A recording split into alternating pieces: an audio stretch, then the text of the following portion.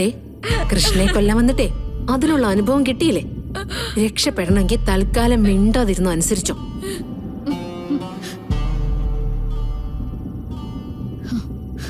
ആ എന്നെ പേടിപ്പിക്കാനൊന്നും നോക്കണ്ട. പേടിക്കേണ്ടതേ നീയാ. അത് നോക്കിക്കോ.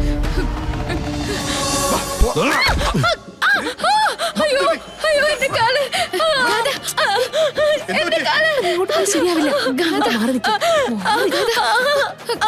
അയ്യോ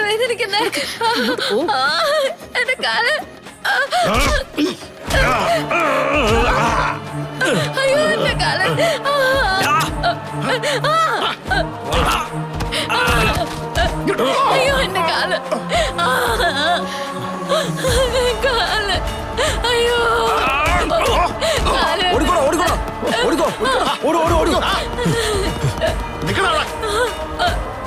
എന്റെ കാല്, അയ്യോ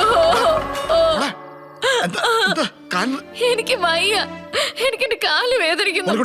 നമുക്ക് എത്രയും പെട്ടെന്ന് മോളെ ഹോസ്പിറ്റലിൽ എത്തിക്കണം. ഇതാരും ചെയ്തത്? അതൊന്നും ഇപ്പൊ സംസാരിക്കാനുള്ള സമയമല്ലത്. എത്രയും പെട്ടെന്ന് നമുക്ക് മോളെ ഹോസ്പിറ്റലിൽ എത്തിക്കണം. നമ്മളെ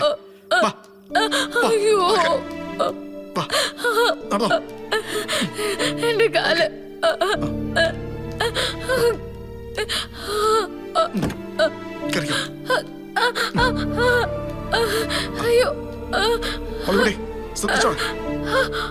അയ്യോ അയ്യോ അയ്യോ എന്റെ കാല്.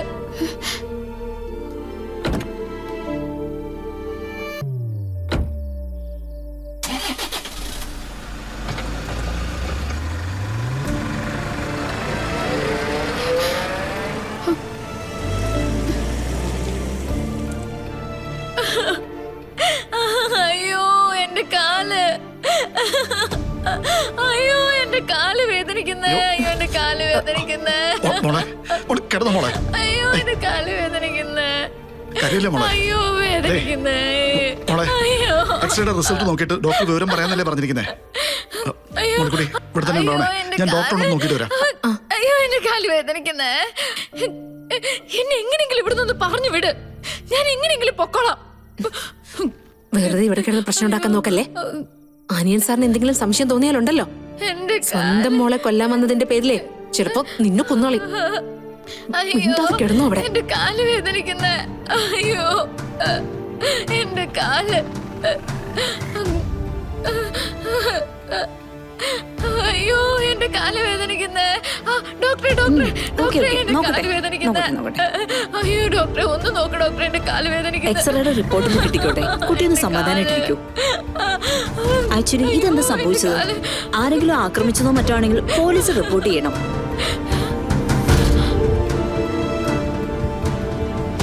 മോളൊന്നും വീണതാ ഡോക്ടർ. അവിടെ ഒരു കരിങ്കല് കിടപ്പുണ്ടായിരുന്നു. ഓ ഓക്കെ ഓക്കെ.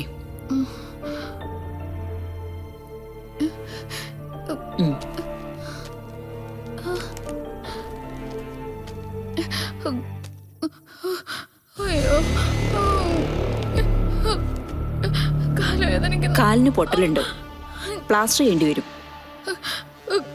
അയ്യോ പ്ലാസ്റ്റർ ഒന്നും വേണ്ട, പ്ലാസ്റ്റർ വേണ്ട. എന്താ മോളെ ഇത്? ഡോക്ടർ പറയുന്ന കാര്യങ്ങൾ ചെയ്യാതെ എങ്ങനെ ഭേദമാകാനാ? ഡോക്ടർ എന്താന്ന് വെച്ചാൽ ചെയ്തോളൂ. ഓക്കെ മോളെ. അയ്യോ എന്റെ കാല്, എന്റെ കാല്.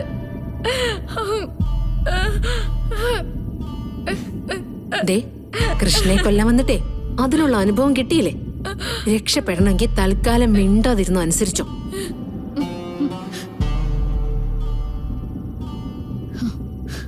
ആ എന്നെ പേടിപ്പിക്കാനൊന്നും നോക്കണ്ട. പേടിക്കേണ്ടതേ നീയാ. അത് നോക്കിക്കോ.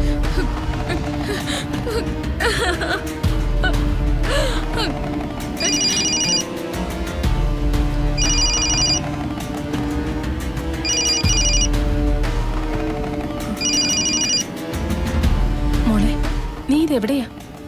ഇതെന്താ ഈ നേരമായിട്ട് നീ വരാത്തത്? അമ്മേ ഒരു സംഭവം ഉണ്ടായി.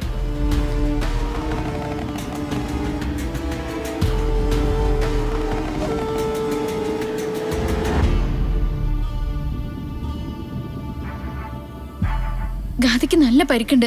ഇനിയിപ്പോ ഞാൻ എന്താ ചെയ്യാ? അഹങ്കാരത്തിന്റെ ഫലം അതൊക്കെ. അത് നമ്മളെ കൊണ്ടൊന്നും തടയാൻ പറ്റുന്നതല്ല. അച്ഛൻ ആശുപത്രിയിൽ ഇല്ലായിരുന്നെങ്കിൽ എനിക്ക് അവിടെ ചെന്ന് നിന്ന് ഗാദി ഒന്ന് നോക്കായിരുന്നു. അതിനെക്കുറിച്ചൊന്നും നീ ഇപ്പൊ ചിന്തിക്കണ്ട.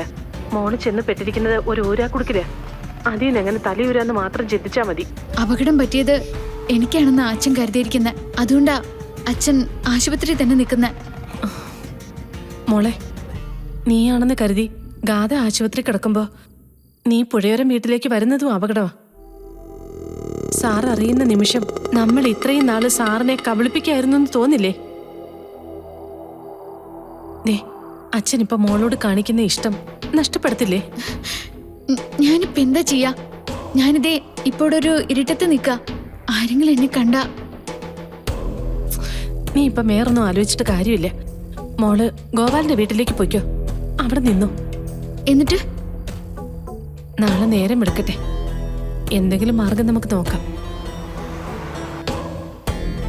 ഇത്രയും കാലം ആൽമാറാട്ടം തന്നെയല്ലേ നടത്തിയിരുന്നേ? ഇതിനും എന്തെങ്കിലും ഒരു മാർഗം ഈശ്വരൻ കാണിച്ചു തരും. എന്നാ ശരി, ഞാൻ അങ്ങനെ ചെയ്യാം. ഗാഥയ്ക്ക് പകരം നീ ഒരു സ്ഥലത്ത് ചെന്ന നിന്നെ ആരും തിരിച്ചറിയില്ല. പക്ഷേ അതുപോലെയല്ല നിനക്ക് പകരം ഗാഥ ഒരിടത്ത് ചെന്ന അഹങ്കാരത്തോടെയുള്ള അവളുടെ സംസാരം കേട്ടാൽ തന്നെ അവളെ തിരിച്ചറിയും. ഷോ, എനിക്ക് ഒരു സമാധാനവുമില്ല. നീ എത്രയും പെട്ടെന്ന് ഗോപാലിന്റെ വീട്ടിലേക്ക് പോ. അവിടെ ചെന്ന് തന്നെ വിളിക്ക്. ഈ രാത്രി നിനക്ക് എന്തെങ്കിലും സംഭവിക്കുന്നത് അമ്മയ്ക്ക് ചിന്തിക്കാൻ പറ്റില്ല. ചെല്ല്, ചെല്ലു മോളെ. ശരി.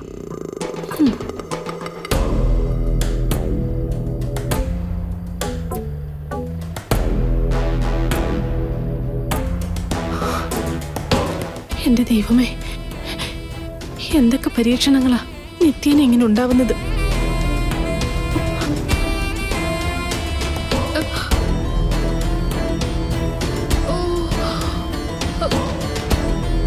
അതെ, കാലനങ്ങാതെ സൂക്ഷിക്കണം. ഡിസ്ചാർജിന്റെ കാര്യം നമുക്ക് നാളെ സംസാരിക്കാം. ഓക്കെ?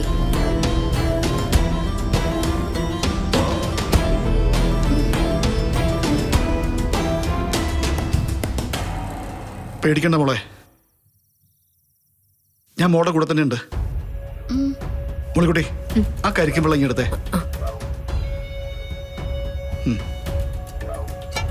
കുഴപ്പമൊന്നുമില്ല മോളെ, ഒന്ന് റെസ്റ്റ് എടുക്കണം, അത്രേ ഉള്ളൂ.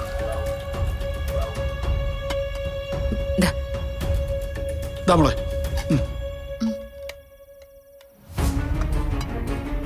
ക്ഷീണം ഉണ്ടാവുമെന്നറിയാം. അതുകൊണ്ട് രാത്രി തന്നെ കട ഉറപ്പിച്ച് വാങ്ങിച്ചതാ. ദാ കുടിക്കേ.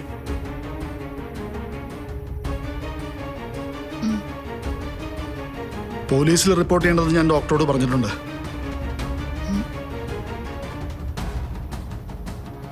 പോലീസുകാർ അന്വേഷിച്ചാലേ അവർക്കിത് ഇരുട്ടിന്റെ മറവിൽ നടന്ന ഒരു ആക്രമണം മാത്രമാ. പക്ഷെ ഇതിന്റെ പുറകിൽ ആരാണെന്ന് എനിക്ക് തന്നെ കണ്ടുപിടിക്കണം. ചെയ്തത് ആരാണെന്നുണ്ടെങ്കിലും അവരോട് ഞാൻ പ്രതികാരം ചോദിച്ചിരിക്കും.